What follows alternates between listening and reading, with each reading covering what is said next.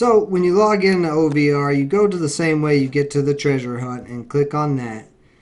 And then it'll get your GPS location and connect you to the OVR network. Now, used to there was not a little diamond at the bottom, so you click on that diamond and this is the new update. Before you could only reach 5 treasures hunted, and that was your max limit. And they didn't have any other options. Well, now they have a subscribe for 10 treasures for 1 day that costs 8 OVR tokens, or subscribe 10 times 7, which is 10 treasures per day for 7 days, which costs 50 OVR tokens. So now you have the ability to hunt for more OVR token treasure chests. They still have not updated it yet where you can pull these into a separate wallet so you can cash them out or do whatever you want to with it.